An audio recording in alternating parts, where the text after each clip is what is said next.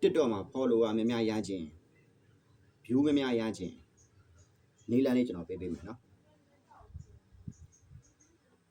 စကားတော့နည်းနည်းကြမ်းမယ်စောင့်ရှက်မရှိမှရမယ်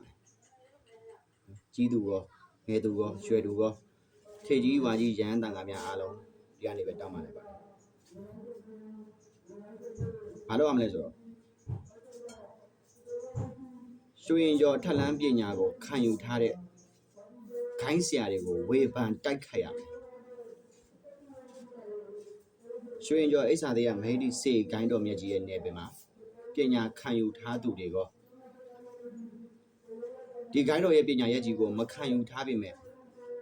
ခိုင်းတော်ပေါ်ယုံကြည်တောင်းဝင်ရတဲ့သူတွေ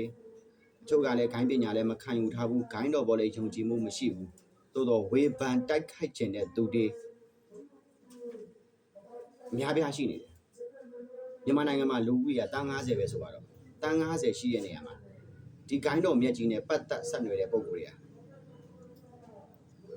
တွေကဥပမာ9တန်းလောက်ရှိရဆိုပါတော့เนาะ9တန်းရှိရပဲထားတော့ဒီခိုင်းတော်မှာရှိနေတဲ့စေကာတွေကိုတိုက်ခိုက်စော်ကားပြီဆိုလို့ရှိရင်အဲ့ဒီလူတွေက view တွေတက်လာတယ် follower တွေတိုးလာတယ်အဲ့တော့နိုင်ငံရဲ့ခြားမှာအလုပ်လုပ်နေတဲ့သူတွေဆိုလို့ရှိရင်စိတ်ယုံအလုပ်ယုံခေါင်းဆောင်တွေပဲဖြစ်ဖြစ်နိုင်ငံခြားကို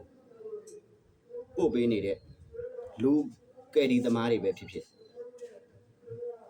view များများရဖို့ follower များများတိုးဖို့ခင်ဗျားတို့လုပ်ငန်းတွေတွင်ကျယ်ဖို့အတွက် follower များများလိုချင်တယ်ဆိုရင်ရွှေရင်ကျော်ဆရာတွေကိုတိုက်ခိုက်စော်ကားကြဒါဆို view တွေတက်လာလိမ့်မယ် follower တွေတိုးလာလိမ့်မယ်အဲ့ဒီကနေမှနောက်ဆက်တွဲတငယ်ချင်းအပေါင်းအသင်းကပဲမကြည်ညိုသလိုလိုနော်တငယ်ချင်းအပေါင်းအသင်းကပဲမကျေနပ်တော့သလိုလိုညီကိုမောင်နှမတွေကပဲခွင့်မပြုတော့တလိုလိုနဲ့စင်ကြေတွေအမျိုးမျိုးပေးပြီးတော့နောက်ဆုံးကြတော့ပြန်လျှောသွားလိုက်နော်ပြန်လျှောသွားလိုက်အဲ့တော့ပြောချင်တာက follower များများတိုးချင်တဲ့သူတွေ view များများတက်ချင်တဲ့သူတွေကဆယ်လီဖြစ်ချင်နေတဲ့သူတွေကအချို့တွေကိုပြောတာပါဒီဂိုင်းဆရာတွေကိုလိုက်တိုက်ခိုက်နေတယ်ဂိုင်းဆရာတွေဆိုတဲ့နေရာမှာရွှေရင်ကျော်ဆရာတွေကိုပဲတိုက်ခိုက်နေတယ်အဲ့တော့ခင်ဗျားတို့ရဲ့တိုက်ခိုက်မှုတွေနဲ့ခင်ဗျားတို့ရဲ့အစီအစဉ်တွေရည်ရွယ်ချက်တွေအောင်မြင်ကြပါစေလို့စကားတော့နည်းနည်းကြားတယ်ခင်ဗျားတို့စောက်ရှက်မရှိမှပဲအဆင်ပြေမယ်စောက်ရှက်မရှိရင်တော့ရတယ်အဲ့တော့စူးစမ်းကြနော်အောင်မြင်ကြပါစေခင်ဗျားတို့ကျတို့ရွှေဆိုတဲ့မျိုးကတော့တိုက်လေပြောင်လေပဲခင်ဗျားတို့ကြိုက်တဲ့ဘက်ကနေတိုက်ကြိုက်တဲ့နည်းနဲ့တိုက်လေပြောင်လေပါပဲ